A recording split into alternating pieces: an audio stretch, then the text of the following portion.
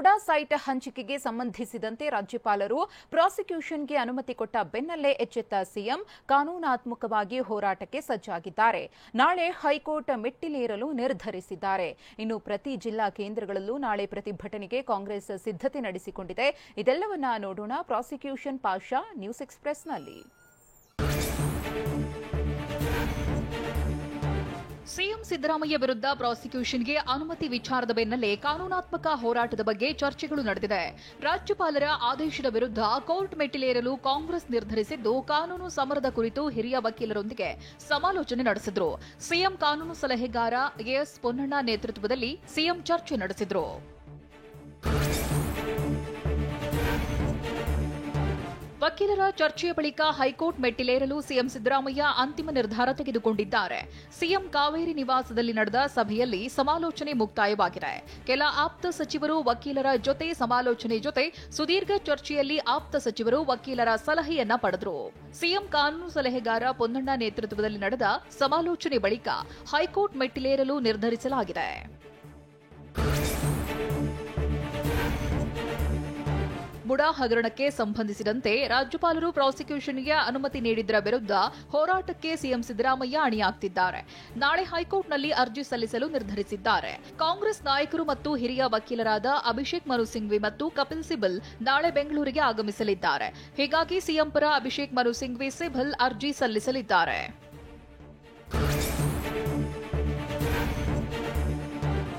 CM Siddaramaiah ವಿರುದ್ಧ ಪ್ರಾಸಿಕ್ಯೂಷನ್ಗೆ ಅನುಮತಿ ನೀಡೋ ವಿಚಾರಕ್ಕೆ ಸಂಬಂಧಿಸಿದಂತೆ ಕೇಂದ್ರ ಸರ್ಕಾರ ಮತ್ತು ರಾಜ್ಯಪಾಲರ ವಿರುದ್ಧ ಪ್ರತಿಭಟನೆ ತೀವ್ರಗೊಂಡಿದೆ. ಹಾಸನ ಜಿಲ್ಲೆ ಅರಕಲಗೂಡು ವಿಧಾನಸಭಾ ಕ್ಷೇತ್ರದ ಹಳ್ಳಿ ಮೈಸೂರಿನಲ್ಲಿ ಬೃಹತ್ ಪ್ರತಿಭಟನೆಯ ಕಾವು ಜೋರಾಗಿತ್ತು. ತಾಲೂಕು ಕಾಂಗ್ರೆಸ್ ನಾಯಕರ ನೇತೃತ್ವದಲ್ಲಿ ರಾಜ್ಯಪಾಲರ ಪ್ರತಿಕೃತಿಯನ್ನ ದಹಿಸಿ ಆಕ್ರೋಶ ವ್ಯಕ್ತಪಡಿಸಿದರು.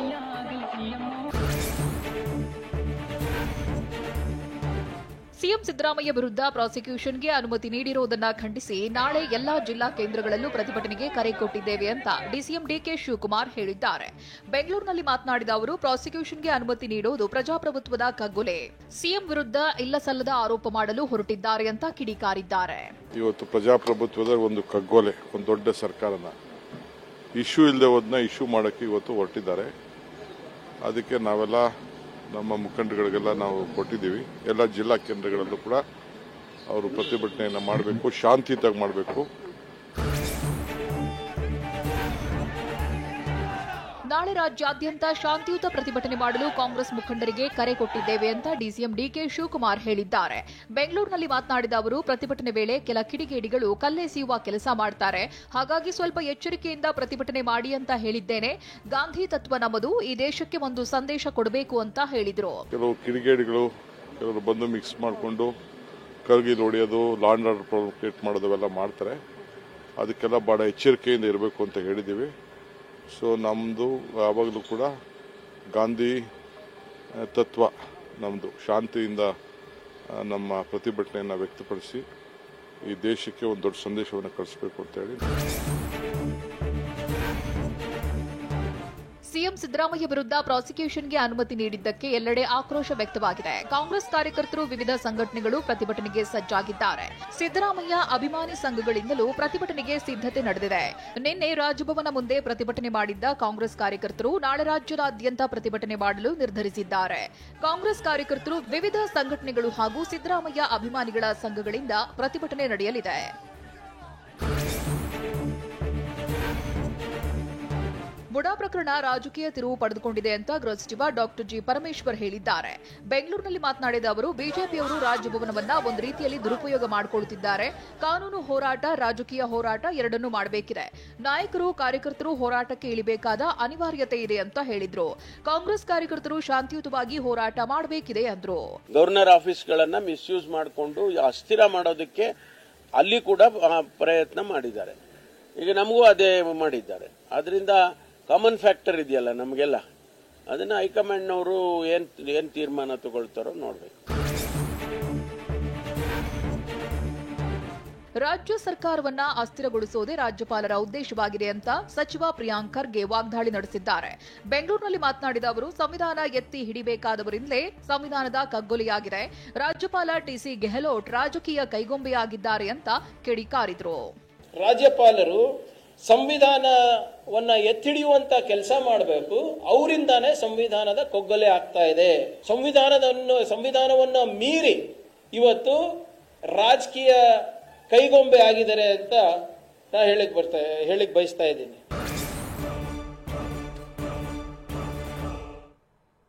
ರಾಜ್ಯಪಾಲರ ನಿರ್ಧಾರದ ವಿರುದ್ಧ ನಾಳೆ ರಾಜ್ಯಾದ್ಯಂತ ಕಾಂಗ್ರೆಸ್ ಪ್ರತಿಭಟನೆಗೆ ಕರೆ ಕೊಟ್ಟಿದೆ. ಆದರೆ ಇಂದಿನಿಂದಲೇ ಹಲವು ಜಿಲ್ಲೆಗಳಲ್ಲಿ ಪ್ರತಿಭಟನೆಯ ಕಿಚ್ಚು ಹೆಚ್ಚಿತ್ತು. ರಾಜ್ಯಪಾಲರ ಭಾವಚಿತ್ರಕ್ಕೆ ಮಸಿ ಬಳಿದು ಆಕ್ರೋಶ ವ್ಯಕ್ತಪಡಿಸಿದ್ರು. ಈ ಸುದ್ದಿಗಳನ್ನು ನೋಡೋಣ ಕಾಂಗ್ರೆಸ್ ಕಹಳೆ ನ್ಯೂಸ್ ಎಕ್ಸ್‌ಪ್ರೆಸ್‌ನಲ್ಲಿ. ರಾಜ್ಯಪಾಲರ ನಿರ್ಧಾರದ ವಿರುದ್ಧ ನಾಳೆ ರಾಜ್ಯಾದ್ಯಂತ ಕಾಂಗ್ರೆಸ್ ಪ್ರತಿಭಟನೆಗೆ ಕರೆ ಕೊಟ್ಟಿದೆ. ಹೀಗಾಗಿ ಪೊಲೀಸ್ ಇಲಾಖೆಗೆ ಗುಪ್ತಚರ ಇಲಾಖೆಯಿಂದ ಮಾಹಿತಿ ಪಡೆದಿದ್ದು, ಬೆಂಗಳೂರು ನಗರ ಹಾಗೂ ಜಿಲ್ಲೆಗಳಲ್ಲಿ ಪೊಲೀಸ್ ಕಟ್ಟೆಚ್ಚರ ವಹಿಸಲಾಗಿದೆ. ಯಾವುದೇ ಸಂದರ್ಭದಲ್ಲಿ ಕಾನೂನು ಸುವ್ಯವಸ್ಥೆಗೆ ತೊಂದರೆ ಆಗೋ ಸಾಧ್ಯತೆ ಇದೆ. ಹೀಗಾಗಿ ಪ್ರತಿಭಟನೆ ಮಾಹಿತಿ ಪಡೆದು ಕೂಡಲೇ ತಡೆಯಲು, ವಶಕ್ಕೆ ಪಡೆಯಲು ಸೂಚನೆಯನ್ನ ನೀಡಲಾಗಿದೆ.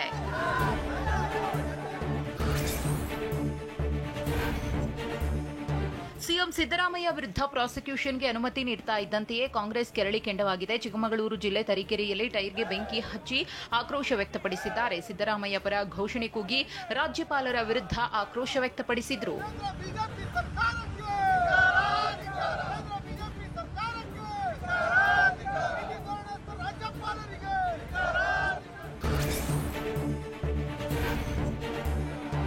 ರಾಜ್ಯಪಾಲರ ನಿರ್ಧಾರವನ್ನ ಖಂಡಿಸಿ ನಾಳೆ ರಾಜ್ಯದ ಎಲ್ಲಾ ಜಿಲ್ಲಾ ಕೇಂದ್ರಗಳಲ್ಲೂ ಪ್ರತಿಭಟನೆ ನಡೆಸಲು ಕೆಪಿಸಿಸಿ ಕರೆ ನೀಡಿದೆ. ಹೀಗಾಗಿ ಮೈಸೂರಿನ ಕಾಂಗ್ರೆಸ್ ಕಚೇರಿಯಲ್ಲಿ ಕಾಂಗ್ರೆಸ್ ಮುಖಂಡರು ಪೂರ್ವಭಾವಿ ಸಭೆ ನಡೆಸಿದರು. ಸಭೆಯಲ್ಲಿ ಶಾಸಕ ಕೆ ಹರೀಶ್ ಗೌಡ ಅಧ್ಯಕ್ಷತೆಯಲ್ಲಿ ಸಭೆ ನಡೆಯಿತು. ಸಭೆಯಲ್ಲಿ ಗ್ರಾಮಾಂತರ ಕಾಂಗ್ರೆಸ್ ಜಿಲ್ಲಾಧ್ಯಕ್ಷ ಡಾಕ್ಟರ್ ವಿಜಯಕುಮಾರ್, ನಗರಾಧ್ಯಕ್ಷ ಆರ್ ಮೂರ್ತಿ, ಕೆಪಿಸಿಸಿ ವಕ್ತಾರ ಎಂ ಲಕ್ಷ್ಮಣ್, ಅಯೂಬ್ ಖಾನ್ ಸೇರಿದಂತೆ ಹಲವು ಮುಖಂಡರು ಹಾಜರಿದ್ದರು. ನಾವು ಕಾಂಗ್ರೆಸ್ ಪಕ್ಷದ ವತಿಯಿಂದ ನಾಳೆ ಒಂದು ಬೃಹತ್ ಪ್ರತಿಭಟನೆ ಮಾಡ್ತಾ ಇದ್ದೀವಿ. ಮೈಸೂರು ಇಡೀ ರಾಜ್ಯಾದ್ಯಂತ ಎಲ್ಲ ಜಿಲ್ಲಾ ಹೆಡ್ ಕ್ವಾರ್ಟರ್ಗಳಲ್ಲಿ ಪ್ರತಿಭಟನೆ ಮಾಡಿ ಮೆರವಣಿಗೆ ಮೂಲಕ ಡಿಸಿ ಕಚೇರಿಗಳಿಗೆ ಮನವಿಯನ್ನ ಪ್ರೆಸಿಡೆಂಟ್ ಆಫ್ ಇಂಡಿಯಾಗೆ ತಲುಪಿಸುವಂಥ ಡಿಸಿ ಮೂಲಕ ಅದು ಒಂದು ಕಾರ್ಯಕ್ರಮ ಇದೆ. ಸಿಎಂ ಸಿದ್ದರಾಮಯ್ಯನವರ ತವರು ಜಿಲ್ಲೆಯಲ್ಲೂ ಪ್ರತಿಭಟನೆ ಕಿಚ್ಚು ಹೊತ್ತಿಕೊಂಡಿದೆ. ಇಂದು ಮೈಸೂರು ಜಿಲ್ಲೆ ಉತ್ತನಹಳ್ಳಿ ಗ್ರಾಮದ ಜಂಕ್ಷನ್ನಲ್ಲಿ ಪ್ರತಿಭಟನೆ ನಡೆಸಲಾಯಿತು. ಬೀದಿಗಿಳಿದು ಗ್ರಾಮಸ್ಥರು ಮೈಸೂರು ಟಿ ನರಸೀಪುರ ಮುಖ್ಯ ರಸ್ತೆ ತಡೆದು ಪ್ರತಿಭಟನೆ ನಡೆಸಿದರು. ಟೈರ್ಗೆ ಬೆಂಕಿ ಹಚ್ಚಿ ರಾಜ್ಯಪಾಲರ ವಿರುದ್ಧ ಘೋಷಣೆ ಕೂಗಿ ಆಕ್ರೋಶ ವ್ಯಕ್ತಪಡಿಸಿದರು.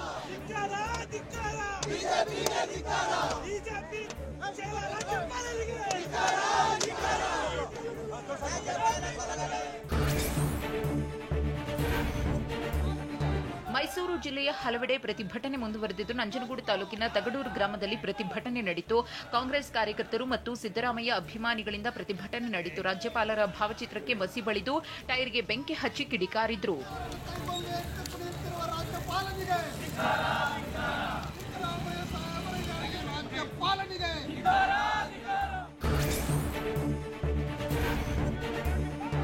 ರಾಜ್ಯಪಾಲರು ಮತ್ತು ಕೇಂದ್ರ ಸರ್ಕಾರದ ವಿರುದ್ಧ ಪ್ರತಿಭಟನೆ ಕಾವೇರುತ್ತಿದ್ದು, ಕೋಲಾರದಲ್ಲೂ ಪ್ರತಿಭಟನೆ ನಡೆಸಿದರು. ರಾಜ್ಯಪಾಲರ ಪ್ರತಿಕೃತಿ ದಹನ ಮಾಡಿ ಕೇಂದ್ರ ಸರ್ಕಾರದ ವಿರುದ್ಧವೂ ಆಕ್ರೋಶ ವ್ಯಕ್ತಪಡಿಸಿದರು. ನಗರದ ಕ್ಲಾಕ್ ಟವರ್ನಲ್ಲಿ ಅಭಿಮಾನಿಗಳಿಂದ ಪ್ರತಿಭಟನೆ ನಡೆಯಿತು.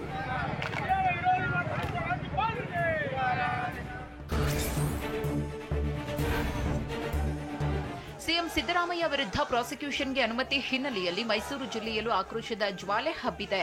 ನಂಜನಗೂಡು ಪಟ್ಟಣದಲ್ಲಿ ಶಾಸಕ ದರ್ಶನ್ ಧ್ರುವನಾರಾಯಣ್ ನೇತೃತ್ವದಲ್ಲಿ ಪ್ರತಿಭಟನೆ ನಡೆಯಿತು. ರಸ್ತೆ ಮಧ್ಯೆ ಟೈರ್ಗೆ ಬೆಂಕಿಯನ್ನ ಹಚ್ಚಿ ಬಸ್ ತಡೆದು ರಾಜ್ಯಪಾಲರ ವಿರುದ್ಧ ಘೋಷಣೆ ಕೂಗಿದ್ರು.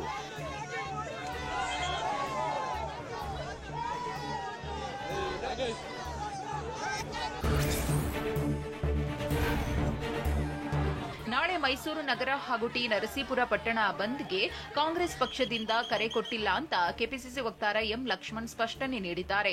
ಮೈಸೂರಿನಲ್ಲಿ ಟಿವಿ9 ಜೊತೆ ಮಾತನಾಡಿದ ಅವರು, ಸಿದ್ದರಾಮಯ್ಯ ಅಭಿಮಾನಿಗಳು ಮತ್ತು ಕೆಲ ಸಂಘಟನೆಯಿಂದ ಬಂದ್ಗೆ ಕರೆ ನೀಡಿದ್ದಷ್ಟೇ ಅಂತ ಹೇಳಿದ್ರು. ಕಾಂಗ್ರೆಸ್ ಪಕ್ಷ ಇಲ್ಲಿವರೆಗೂ ಎಲ್ಲಿ ಯಾವ ಜಿಲ್ಲೆನಲ್ಲೂ ಬಂದ್ಗೆ ಕರೆ ಕೊಡುವಂತ ಕೆಲಸವನ್ನ ಮಾಡಿಲ್ಲ. ಯಾಕೆಂದ್ರೆ ನಮ್ಗೆ ಬಂದ್ ಮತ್ತು ಪ್ರತಿಭಟನೆ ಮತ್ತೆ ಏನಾದ್ರು ಮಾಡಬೇಕು ಅಂತಂದ್ರೆ ನಮ್ಗೆ ಕೆಪಿಸಿಸಿಯಿಂದ ಗೈಡ್ ಲೈನ್ಸ್ ಡೈರೆಕ್ಷನ್ಸ್ ಬರಬೇಕು. ಪ್ರಧಾನಿ ಮೋದಿ ಅಮಿತ್ ಶಾ ವಿರುದ್ಧ ಗಂಭೀರ ಆರೋಪಗಳಿವೆ. ಹೀಗಾಗಿ ಬಿಜೆಪಿಯವರು ಮೊದಲು ಪ್ರಧಾನಿಯವರ ರಾಜೀನಾಮೆ ಕೊಡಿಸಲಿ ಅಂತ ಕಾಂಗ್ರೆಸ್ ನಾಯಕ ಬಿಕೆ ಹರಿಪ್ರಸಾದ್ ಹೇಳಿದ್ದಾರೆ. ಚಿತ್ರದುರ್ಗದಲ್ಲಿ ಮಾತನಾಡಿದ ಅವರು, ಚುನಾವಣಾ ಪೂರ್ವ ಸಮೀಕ್ಷೆ ಷೇರುಪೇಟೆಯಲ್ಲಿ ಅಕ್ರಮ ಆರೋಪಗಳಿವೆ. ಈ ಬಗ್ಗೆ ಹಿಂಡನ್ಬರ್ಗ್ ಸಂಸ್ಥೆ ಕೂಡ ವರದಿ ಮಾಡಿದೆ ಅಂತ ಬಿಜೆಪಿ ವಿರುದ್ಧವೇ ಆಕ್ರೋಶ ವ್ಯಕ್ತಪಡಿಸಿದರು. ಈಗ ಅವರ ಮೇಲೆ ಆಪಾದನೆಗಳ ಮೇಲೆ ಮುಖ್ಯಮಂತ್ರಿಗಳು ರಾಜೀನಾಮೆ ಕೊಡಬೇಕು ಅನ್ನೋದಿದ್ರೆ ಬಹಳ ಗಂಭೀರವಾದ ಆಪಾದನೆ ನರೇಂದ್ರ ಮೋದಿ ಅವರ ಮೇಲೆ, ಅಮಿತ್ ಶಾ ಅವರ ಮೇಲಿದೆ. ಪ್ರತಿ ಹೆಜ್ಜೆನಲ್ಲೂ ಭ್ರಷ್ಟಾಚಾರದಲ್ಲಿ ಮುಳುಗಿರ್ತಕ್ಕಂಥ ಭಾರತೀಯ ಜನತಾ ಪಾರ್ಟಿಯವರು ಸಿದ್ದರಾಮಯ್ಯನವರ ರಾಜೀನಾಮೆ ಕೇಳೋದಕ್ಕಿಂತ ಮೊದಲು ನರೇಂದ್ರ ಮೋದಿ ಅವ್ರ ಕೈಲಿ ರಾಜೀನಾಮೆ ಕೊಡಿಸಿದ್ರೆ ಆಮೇಲೆ ಸಿದ್ದರಾಮಯ್ಯನವ್ರು ಕೊಡ್ತಾರೆ.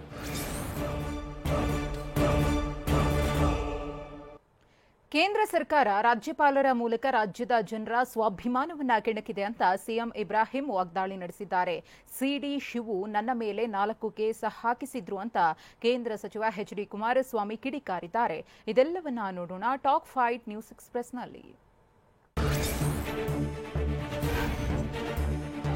ಕೇಂದ್ರ ಸರ್ಕಾರ ರಾಜ್ಯದ ಜನರ ಸ್ವಾಭಿಮಾನ ಕೆಣಕಿದೆ ಅಂತ ಸಿಎಂ ಇಬ್ರಾಹಿಂ ಹೇಳಿದ್ದಾರೆ. ಕಾವೇರಿ ನಿವಾಸದಲ್ಲಿ ಸಿದ್ದರಾಮಯ್ಯ ಭೇಟಿ ಬಳಿಕ ಮಾತನಾಡಿದ ಅವರು, ಸುಪ್ರೀಂ ಕೋರ್ಟ್ ತೀರ್ಪನ್ನು ರಾಜ್ಯಪಾಲರು ಉಲ್ಲಂಘಿಸಿದ್ದಾರೆ.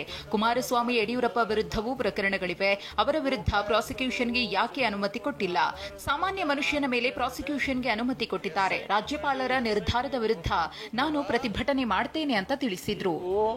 ಅವರಿಗೆ ಕೇಸ್ ಆಗ್ತಕ್ಕಂಥದ್ದಕ್ಕೆ ಪರ್ಮಿಷನ್ ಕೊಟ್ಟಿಲ್ಲ. ಸಿಎಂ ಸಿದ್ದರಾಮಯ್ಯ ಟಗರು, ಧೈರ್ಯ ಹೇಳಿದ್ದೇನೆ. ಆಗ ನಾನು ಸಿಎಂ ಜೊತೆಯಲ್ಲಿ ಇರಲಿಲ್ಲ, ಈಗ ಅವರ ಜೊತೆಯಲ್ಲಿ ಇರ್ತೇನೆ ಅಂತ ಸಿಎಂ ಇಬ್ರಾಹಿಂ ಹೇಳಿದ್ದಾರೆ. ರಾಜ್ಯಪಾಲರು ಬಿಜೆಪಿಯವರ ಮನೆ ಕ್ಲರ್ಕ್ ಎಂದು ಸಿಎಂ ಇಬ್ರಾಹಿಂ ವಾಗ್ದಾಳಿ ನಡೆಸಿದ್ರು. ಮಾಜಿ ಸಿಎಂ ಕುಮಾರಸ್ವಾಮಿ ಅವರದ್ದು ನಿತ್ಯ ತೆಗೆದು ಇಡ್ತೇನೆ, ನಾನು ಹಳೆ ಭೂ ಕೈಲಾಸ ನಾಟಕ ಬರೆದವನು, ಎಲ್ಲ ಗೊತ್ತಿದೆ ಅಂತ ಎಚ್ಡಿಕೆ ವಿರುದ್ಧವೂ ಕಿಡಿಕಾರಿದ್ದಾರೆ. ಕುಮಾರಸ್ವಾಮಿ ಅವರು ಏನ್ ಹೇಳ್ತಾರೆ ಏನ್ ನನಗೆ ಗೊತ್ತಿದೆ, ಇವೆಲ್ಲ ನಾನು ಹಳೆ ಭೂ ಕೈಲಾಸ ನಾಟಕ ಬರೆದವನು, ನಾನು ನನ್ನ ಎದುರಿಗೆ ಯಾವುದು ನಡೆಯಲ್ಲ, ಒಂದೊಂದಾಗಿ ನಾನೇ ತೆಗೆದಿಡ್ತೀನಿ. ಪ್ರಾಸಿಕ್ಯೂಷನ್ಗೆ ಅನುಮತಿ ಕೊಟ್ಟಿದ್ದಕ್ಕೆ ಕಾಂಗ್ರೆಸ್ ಪ್ರತಿಭಟನೆ ನಡೆಸುತ್ತಿರುವುದಕ್ಕೆ ಕೇಂದ್ರ ಸಚಿವ ಎಚ್.ಡಿ. ಕುಮಾರಸ್ವಾಮಿ ಕಿಡಿಕಾರಿದ್ದಾರೆ. ಬೆಂಗಳೂರಿನಲ್ಲಿ ಮಾತನಾಡಿದ ಅವರು, 2006ರಲ್ಲಿ 150 ಕೋಟಿ ಹಣ ಸಂಗ್ರಹ ಎಂದು ನನ್ನ ವಿರುದ್ಧ ಆರೋಪ ಮಾಡಲಾಗಿತ್ತು. ಸಿಡಿ ಮಾಸ್ಟರ್ ಇದ್ದಾರಲ್ಲ, ಸಿಡಿ ಶಿವು ಅವರು ಹೈದರಾಬಾದ್ಗೆ ಹೋಗಿದ್ರು. ನನ್ನ ಬಗ್ಗೆ ಆರೋಪ ಮಾಡಿ ಸಿಡಿ ತಯಾರು ಮಾಡಲು ಹೋಗಿದ್ರು. ನನ್ನ ಮೇಲೆ ಸಿಡಿ ಶಿವು ಆರೋಪಗಳನ್ನು ಮಾಡಿ ಕೇಸ್ ಹಾಕಿದ್ರು ಅಂತ ಕಿಡಿಕಾರಿದ್ರು. ಸಿಡಿ ಲೀಡರ್ ಹೋಗಿ ಹೈದರಾಬಾದಲ್ಲಿ ಕೂತು ಅವ್ರ ಜೊತೆಗೆ ಶ್ರೀನಿವಾಸಪುರದವರೊಬ್ಬರು ಅವರು ಹೋಗಿದ್ರು. ನವೆಂಬರ್ ತಿಂಗಳಿನಲ್ಲಿ ನನ್ನ ವಿರುದ್ಧ ಹಲವು ಆರೋಪಗಳನ್ನು ಮಾಡಿ ಕೇಸ್ ಹಾಕಿದ್ರು ಕೂಡ ನಾನು ಧೈರ್ಯವಾಗಿ ಇದ್ದೇನೆ. ಎಲ್ಲವನ್ನೂ ಎದುರಿಸಲು ನಾನು ಸಿದ್ಧ ಅಂತ ಕೇಂದ್ರ ಸಚಿವ ಎಚ್.ಡಿ. ಕುಮಾರಸ್ವಾಮಿ ಹೇಳಿದ್ದಾರೆ. ಬೆಂಗಳೂರಿನಲ್ಲಿ ಮಾತನಾಡಿದ ಅವರು, ಸಿದ್ದರಾಮಯ್ಯ ರಾಜೀನಾಮೆ ನೀಡಲಿ ಎಂದು ನಾನು ಹೇಳಲ್ಲ.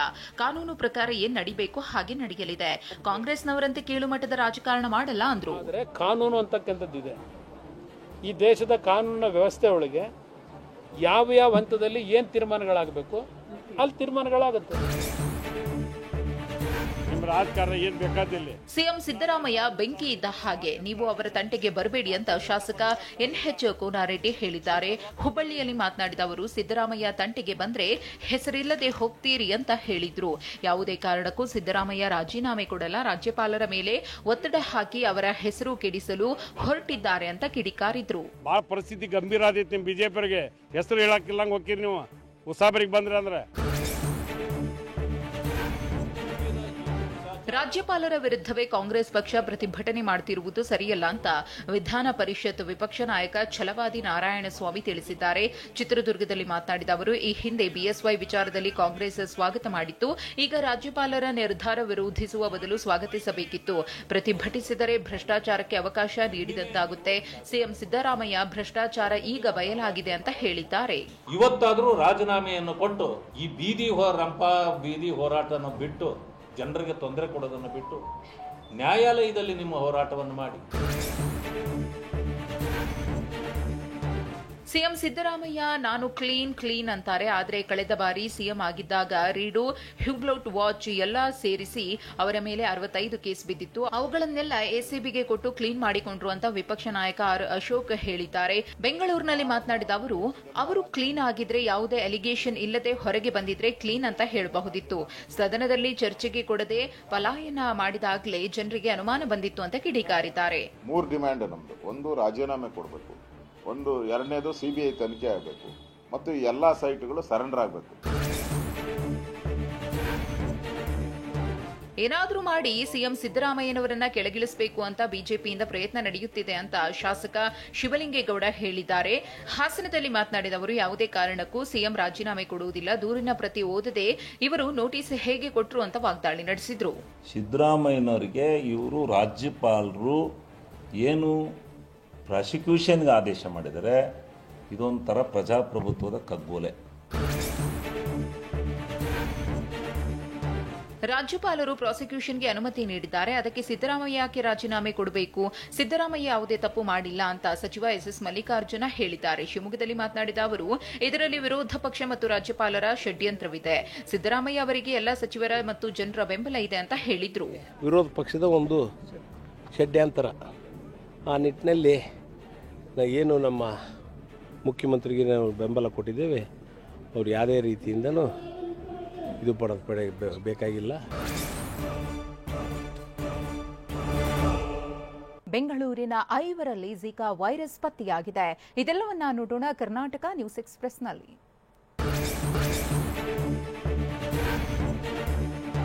ಬೆಂಗಳೂರಿನಲ್ಲೇ ಜಿಕಾ ವೈರಸ್ ಕಂಡು ಬಂದಿದ್ದು ಆತಂಕ ಹೆಚ್ಚಿಸಿದೆ. ಬೆಂಗಳೂರಿನ 5 ಜಿಕಾ ವೈರಸ್ ತಗುಲಿರುವುದು ದೃಢವಾಗಿದೆ. ಬೆಂಗಳೂರಿನ ಜಿಗಣಿಯಲ್ಲಿ 5 ಜಿಕಾ ಪ್ರಕರಣ ವರದಿಯಾಗಿದ್ದು, ಈ ಸೋಂಕಿತರ ಮೇಲೆ ಆರೋಗ್ಯ ಇಲಾಖೆ ನಿಗಾ ಇಟ್ಟಿದೆ.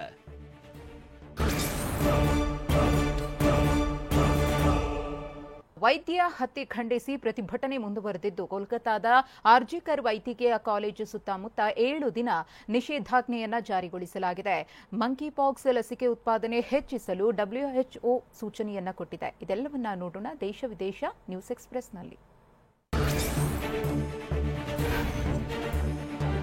ವೈದ್ಯೆಯ ಮೇಲೆ ಅತ್ಯಾಚಾರ ಎಸಗಿ ಕೊಂದ ಪೈಶಾಚಿಕ ಕೃತ್ಯದ ವಿರುದ್ಧ ಕೋಲ್ಕತಾದಲ್ಲಿ ವೈದ್ಯ ವಿದ್ಯಾರ್ಥಿಗಳು ಪ್ರತಿಭಟನೆ ಮುಂದುವರೆಸಿದ್ದಾರೆ. ಘಟನೆ ನಡೆದಿದ್ದು ಕೋಲ್ಕತಾದ ಆರ್ಜಿಕರ್ ಆಸ್ಪತ್ರೆಯಲ್ಲಿ ವಿದ್ಯಾರ್ಥಿಗಳು ಸತ್ಯಾಗ್ರಹ ಮುಂದುವರೆಸಿದ್ದಾರೆ.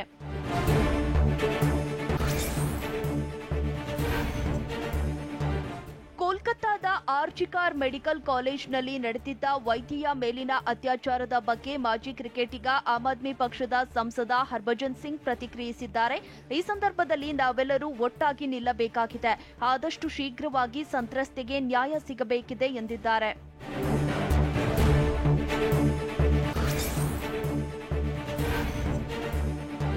ಬಿಜೆಪಿ ಸೇರುತ್ತಾರೆ ಎಂಬ ವದಂತಿಗಳ ನಡುವೆಯೇ ಜಾರ್ಖಂಡ್ ಮಾಜಿ ಮುಖ್ಯಮಂತ್ರಿ ಚಂಪೈ ಸೊರೇನ್ ಭಾನುವಾರ ದೆಹಲಿಗೆ ತೆರಳಿರುವುದು ಕುತೂಹಲ ಮೂಡಿಸಿದೆ. ಅವರ ಜೊತೆ 3 ಶಾಸಕರು ಇದ್ದಾರೆ ಎನ್ನಲಾಗಿದೆ. ಹಿಂದೆ ಚಂಪೈ ಸೊರೇನ್ ಬಿಜೆಪಿ ಸೇರಲಿದ್ದಾರೆ ಎನ್ನಲಾಗಿದೆ.